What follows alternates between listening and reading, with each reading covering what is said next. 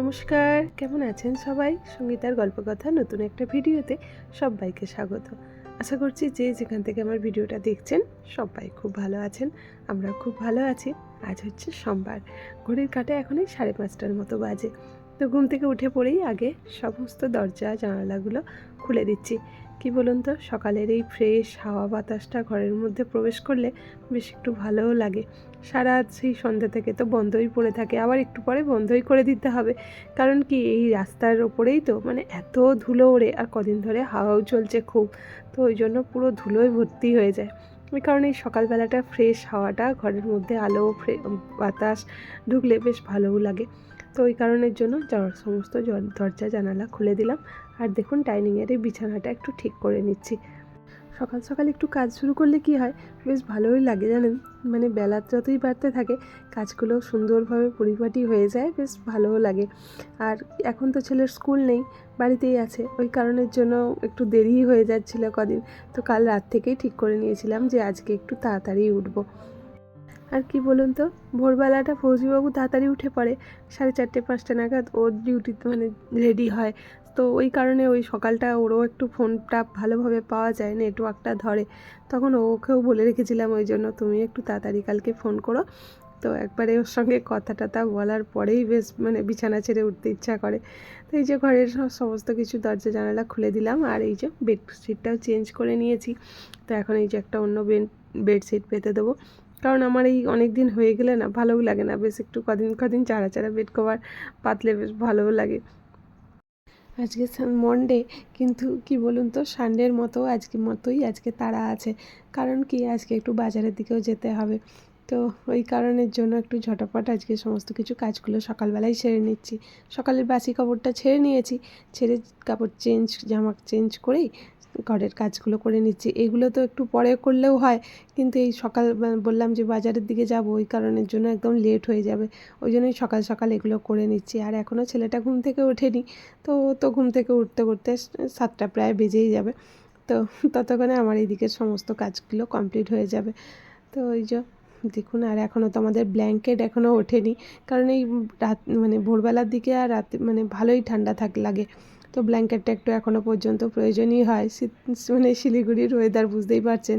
আর কদিন বৃষ্টিটাও হয়েছে একদিন, তো ওই কারণের জন্য বেশ একটু ঠান্ডা ঠান্ডাও লাগে।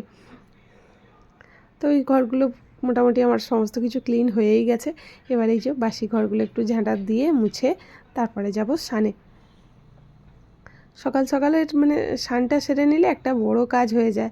আর এই যে কাল গোলুবাবুর জন্য খাবার হয়েছিল, আর কালকে আবার মা মিষ্টিও করেছিল, ওই জন্য গ্যাস আর ওই ওভেনটা এখনও এখানেই রয়ে গেছে, এখনও সরানো হয়নি। তারপরে স্নান টান করে নিলাম। সকালবেলা স্নান টান হয়ে গেলে বেশ একটা বড় কাজ হয়ে যায়। তো এখন এই যে একটু ময়েশ্চারাইজার দিয়ে দেবো, দিয়ে একটু সানস্ক্রিন লাগিয়ে নেবো। কারণ এরপর পর তো আর নিজের দিকে তাকানোর মতো আর সময় পাওয়া যায় না। কারণ এরপর কিচেনের মধ্যে যা ঢুকে গেলাম, বাস সেই দুপুর পর্যন্ত একদম চলবে ফুল দমে কাজ। তো ওই কারণের জন্যই সকালবেলাটা একটুখানি নিজের জন্যও তো টাইম দেওয়া দরকার। তো এই কারণের জন্য সকালবেলা একটুখানি নিজেও ফ্রেশ হয়ে রেডি হয়ে নিলাম। আর ভালোও লাগে, কি বলুন তো, বেশ একটু নিজে পরিপাটি হয়ে থাকলে না বেশ মনটাও ভালো থাকে। তো আমার তো সেটাই মনে হয়, বেশ বেশ নিজে একটু ঠিকঠাক থাকলে ভালোও লাগে। আর ফৌজিবাবুও বারবার বলে যে নিজে একটু রেডি হয়ে ঠিকঠাকভাবে থাকবে, অগোছালো থাকলে ভালোও লাগে না। আর সত্যি কথা বলতে কি বলুন তো, আমাদের গৃহিণীরা দেখবেন যত টিপটপ থাকবে, পরিষ্কার থাকবো, ততই সংসারে লক্ষ্মীশ্রী বজায় থাকে। এটা আমি খুব মনে করি। এলোমেলোভাবে থাকলে মুখ ভার করে থাকলে না, এতে সংসারের মা লক্ষ্মীও বিরক্ত হন।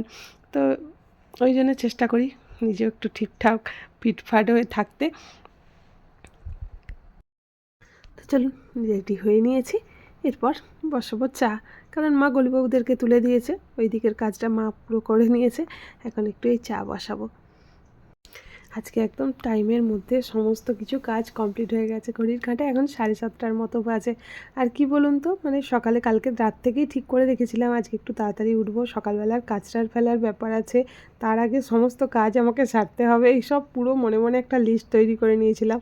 তো পুরো একদম রুটিন অনুযায়ী কাজগুলো হয়ে গেছে। আর কাচরার গাড়ি চলে এলে না তখন একটা হুটোপাটি লেগে যায় যে কোন কাজটা করব আর কোন কাজটা না করব। কাচরাটা ফেলে তখন সোজা সানে ঢুকে পড়তে পারি। আর আজকে আমার একদম তাই হয়েছে, পুরো একদম ঘরের কাজও শেষ হয়েছে আর কাচরার গাড়িও এসেছে। চলুন এদিকে এখন চা হয়ে গেছে, আর চায়ের সঙ্গে আছে আমাদের আজকে কচুরি। কারণ কালকে দুপুরবেলা তো ভাত হয়নি, কচুরি হয়েছিল। সেই দুপুরবেলার আর রাত্রেবেলা ভাত খেয়েছি বলে সেই কচুরিগুলো কিছুটা রয়েই গেছে। তো এখন সেই চায়ের সাথেই কচুরিগুলো খাবো। তো বাসি কচুরি দিয়ে চা, তো ঘড়ির কাঁটায় এখন 9টার মতো বাজতে যায়। আর চাটা খেয়ে দিয়ে এখন একটু রেডি হয়ে নিয়েছি, যাবো বাজারে। বলতে বাইরেই যাব। তো অনেক দিন ধরে টানা তো নিরামিষ চলছে পুরো, সেই বৃহস্পতিবার থেকে। এবার ছেলে পুরো একবারে মাথা এবার খারাপ হয়ে যাচ্ছে। অনেক দিন ধরে বলেই রেখেছে, যেমন আমি এরকম ভেজ খাচ্ছি তেমন আমাকে সোমবার দিন একটু মটন খাওয়াতে হবে ওকে আজকে। তো সেই কারণেই যাচ্ছি। ছেলেকে বললাম ঠিক আছে তুইও চ, একসঙ্গেই যাব দুজনে। তাই জন্য রেডি হয়ে নিয়েছি। তো চলুন যাই এখন, দেখা যাক মটন টটন পাওয়া যায় কি না। কারণ আমাদের এখানে কদিন মানে সেই 2 দিন ধরে একদম পুরো বাজার বন্ধ, কারণ দোল পূর্ণিমার জন্য একদম পুরো সব কিছুই বন্ধ। দেখা যাক কাজে কি হয়।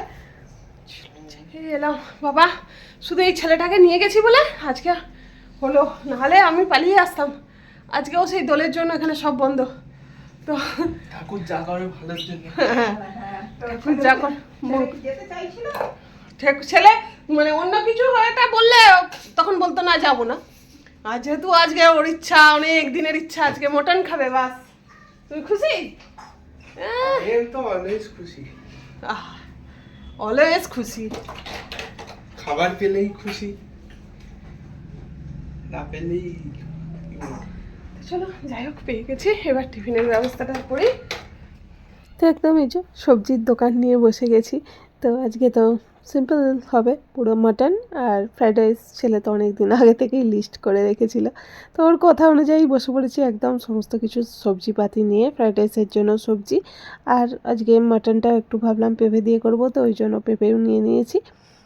তো এখানে সবজিপাতি কেটে রেখে এখন মাটনটাকে ম্যারিনেট করে রেখে দেবো। আজকে একদম সমস্ত কিছু মশলা দিয়ে ম্যারিনেট করব, মানে পেঁয়াজ রসুন আদা যা যা মানে মটনে, লঙ্কা হলুদ নুন সমস্ত কিছুটাই একবারে দিয়ে দেবো। দিয়ে কিছুক্ষণ ম্যারিনেট করে রেখে তারপরে পুরো শুধু যখন জাস্ট মানে রান্না করব তেলের উপরে দিয়ে রান্না করব। এটাই ঠিক করে নিয়েছি। আজকে একদম মাটনটা একটু অন্যরকমভাবেই করব, ভালোও হয় জানেন এরকমভাবে করলে। তবে কি যত বেশিক্ষণ রাখতে পারবেন ম্যারিনেট করে ততই ভালো হয়। কিন্তু এখন যতটুকু ওই টাইম পাওয়া যাবে আর কি, ততটুকুই লাস্টে মাটনটা করব। তো এই কারণে এখন তো ওই 10টার মতো বাজে, তো অনেকক্ষণই, এখন 12টা পর্যন্ত রাখলেই অনেক, এই 2 ঘন্টাতেই যতটা হয়। তো এখন এই যে ম্যারিনেট করে এটা রেখে দিয়ে আবার ফ্রাইড রাইসের চালটাও ধুয়ে রেডি করে রেখে দিয়েছি। তো ওটাও কিছুক্ষণ ভেজানো ছিল, মানে 1 ঘন্টার মতো ভিজিয়ে রেখেছিলাম। দেখতেই পাচ্ছেন চালটা কতটা লম্বা লম্বা হয়ে গেছে। তো এখন এই ভাতটা বসিয়ে দেবো। জানি না এবারে এটা কেমন হবে। এবারে তো লুজ বলছিলাম আপনাদেরকে, আগেও লুজ চাল নিয়েছি, এই প্রথম করছি, দেখা যাক কেমন হয়। ঘড়ির কাঁটায় এখন 12টার মতো বাজে, আর আমি এদিকে রেডি সমস্ত কিছু করে নিয়েছি। তো আর ওদিকে ফ্রাইড রাইসটা হবে, ফ্রাইড রাইসের ভাতও রেডি হয়ে গেছে। তো এখন একটু ছাদে যাব, কারণ হচ্ছে মা আর ছেলে তারা মানে দিদি নাতিতে গেছে হচ্ছে একটু মার্কেটে, টুকটাক নেওয়ার আছে। মা চলে যাওয়ার আগে ছেলেটাকেও জামা টামা কিনে দিয়ে যাবে, ওই কারণের জন্য নিয়েছে। আমি মানে গেছে, আমি বললাম আমার একটু তো অসুবিধা আছে, আমি এদিকটা সামলাবো, একটু টাইম লেগে যাবে। ওই জন্য বললাম তোমরা দুজনেই ঘুরে এসো। তো দুজনেই গেছে। তো আমি ছাদে জামা কাপড়গুলো তুলে নিয়ে আসি, কারণ মা বলেই গেছে আগে জামা কাপড়গুলো তুলতে। মা ছাদে জামা কাপড় মানে পুড়ে যাবে, ওগুলো মা পছন্দও করে না।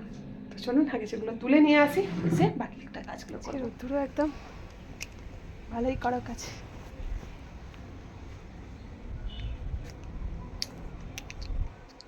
তো চলুন এদিকে সারাক্ষণ একটু বকবক করতে করতে অনেক টাইমও হয়ে গেছে। এবার ঝটপট রান্নাটা বসিয়ে দিই। তো বেশি তো আজকে চাপের রান্না নয়, ঝটপট হয়েই যাবে, ওই কারণেই আরও সেরকম কোনো জোর দেওয়া হয়নি। আর আজকে মাটনটাতে একটু পেঁপেও দিয়েছি, পেঁপে দিলে মাটনটা ভালো সেদ্ধও হয়। একটু আলু পেঁপে ভেজে নিয়েছি, নিয়ে এবার ওই তেলের মধ্যে একটু গোটা গরম মশলা, শুকনো লঙ্কা, তেজপাতা ফোড়ন হিসাবে দিয়ে দিলাম। আর এই ম্যারিনেট করা পুরো মাংসটাই এবার ওর ওপরে তেলের উপরে দিয়ে দিলাম।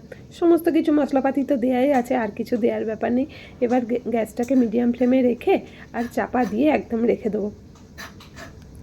খুব সুন্দর এইভাবেই কষানো হয়ে যাবে। তো চলুন, এই যে ঢাকা চাপা দিয়ে রেখে দিলাম কিছুক্ষণের জন্য। কি গো, এত হাসি কেন? হাসি মুখ দিয়ে ফিরছে, ঝেড়েছে মনে হচ্ছে? ঝেড়েছে? চলুন এখন কি মার্কেটিং হয়েছে পরে দেখবো, কারণ আমার ওদিকে রান্না বান্নার তাড়া আছে, এখন রান্নাটা সারি। এই দেখুন, মটন আমার ভালোভাবেই পুরো কষানো হয়ে গেছে, তেল ছেড়ে দিয়েছে। আর একটু গরম জল করে রেখেছিলাম, তো এই গরম জল দিয়ে এবার কিছুক্ষণের জন্য ফুটতে দেবো। প্রায় সিদ্ধ হয়েই এসেছে, আসলে ম্যারিনেট করে অনেকক্ষণ রাখা ছিল, তো ওই কারণের জন্য মাটনটা অনেকটাই নরম হয়ে গেছে, আবার এখন অনেকটা কষানো হয়ে গেছে। এখন জল দিয়ে ফুটতে দেবো। আর এইদিকে একটু ফ্রাইড রাইসের জন্য কাজু কিশমিশ ভেজে নিচ্ছি। আর এখানে গাজর, ক্যাপসিকাম, বিনস এগুলো সব আলাদা করে ভেজে রেখেছি। একটু বেশ বড় বড় করে দিলেন আমার খুব ভালো লাগে, মানে বেশ একদম ভাতের সঙ্গে সবুজ সবুজ সব ভালো লাগে দেখতে। তো এই কারণের জন্য আমি সবজিগুলো একটু বড় বড় করেই দিই, আর খুব ভাজি না, মানে একটু ক্রাঞ্চি ভাব থাকে আর কি। তো এই যে ভাতটা ঘিয়ের উপরে দিয়ে দিয়েছি, দিয়ে এখন আর সত্যি চালটা প্রথমে ভাবছিলাম কেমন কি হবে, তো চালটা খুবই ভালো, খারাপ না। তো বেশ ভালোই লম্বা লম্বা ভাতগুলো হয়েছে, দেখতেই পাচ্ছেন, আর ঝরঝরেও হয়েছে বেশ ভালোই। তো এই যে ভাতটা একটু ঘি দিয়ে নেড়ে এবার এই সমস্ত কিছুটা দিয়ে দিলাম। তো দুবারাই করব, একবারে পুরোটা করব না, কারণ কড়াটা অত বড় না। তো ওই জন্য এই অল্প অল্প অর্ধেকটা এখন দিলাম, আর অর্ধেকটা দিয়ে আরেকবার নেড়ে নিলেই ব্যাস আমার ফ্রাইড রাইস আজকে রেডি পুরো। আর এটা করতে করতে ওইদিকেও আমার মাটনটা পুরো কমপ্লিট হয়েই গেছে। তো লাস্ট ফিনিশিং একটু ওই ঘিয়ের ওপর গরম মশলা দিয়ে একটু ভেজে নিচ্ছি, দিয়ে এটা মাটনের ওপরে দিয়ে দেবো। তো এটাতে না খুব সুন্দর একটা ফ্লেভার আসে। এটা করে দিয়েছি, এবার গ্যাসটা অফ করে দিলাম, দিয়ে এবার এই যে আমার এদিকে মাটনটা তো ফুটছে, এই যে দেখেছেন কালারটাও কি সুন্দর এসেছে না? এবার এটা দিয়ে দেওয়া। চলুন, আমার আজকে মাটন পুরো রেডি। এবার শুধু খাবার পালা। ছেলে তো কতবার যে আজকে কিচেনে আসছে তার কোনো ঠিক ঠিকানা নেই। ও আজ অনেকবার এরকম কিছু ভালো মন্দ রান্না হলে বাস ও তো একদম কিচেনেই থাকে। তো হয়েই গেল আমার রান্না বান্না, এবার পালা হচ্ছে কিচেনটা পরিষ্কার করা। তার আগে এই যে সিঙ্কে প্রচুর বাসন সব জমেছিল, এগুলো সব ধুয়ে মেজে পরিষ্কার করে নেবো। কারণ এই খাওয়ার পর না আর এগুলো ভালো লাগে না, মানে খাওয়ার আগে বেশ একদম সমস্ত কিছু পরিষ্কার ধোয়া মাজা হয়ে গেলে বেশ ভালোই লাগে। খাওয়ার পর শুধু মানে যেটুকু জিনিসে খাওয়া হবে ওইটুকুই তো মেজে নিলে বাস হয়ে যাবে। ওই কারণে আমি খাওয়ার আগেই সমস্ত কিছুটা কিচেনের কাজগুলো কমপ্লিট করে রেখে তারপরে খেতে বসি। তো খাওয়ার আগে বেশ ভালোও লাগে, মানে আর তাড়াহুড়ো আমার ওই কারণের জন্য না, একটু বেশ টাইম নিয়ে তাড়াতাড়ি করে রান্নাটা কমপ্লিট করি। কারণ রান্না করে একবারে সমস্ত কিছু পরিষ্কার টরিষ্কার করে কিছুক্ষণ একটুখানি বসবো, তারপরে খেতে বসবো আরাম করে। মানে সেই মানে কি বলুন তো, এতক্ষণের যে পরিশ্রম, কত সারা দিন আমরা কিচেনে এই যে পরিশ্রম করি, বাইরে থেকে বাজার করে আনা, আবার এসে সমস্ত কিছু কেটে বেছে রান্না করা একা হাতে, পুরোটাই তো সামলাই। এবার সেই খাওয়াটা যদি ঝট করে পুরো হয়ে যায়, মানে ভালোও লাগে না। একটু বেশ আরাম করে বসে গল্প করতে করতে খাওয়ার মজাই আলাদা, তাই না? সেটা আবার একা ওই জন্য ভালোও লাগে না ঠিক। সবাই মিলে একসাথে খাওয়ার টেবিলের মজাটাই একটা অন্যরকম হয়।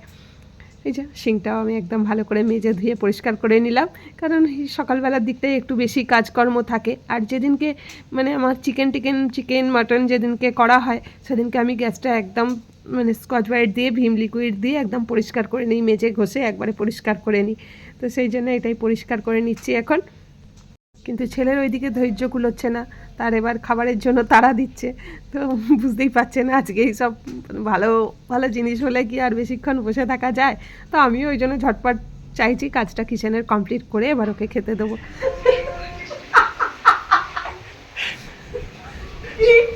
কি বললি রে?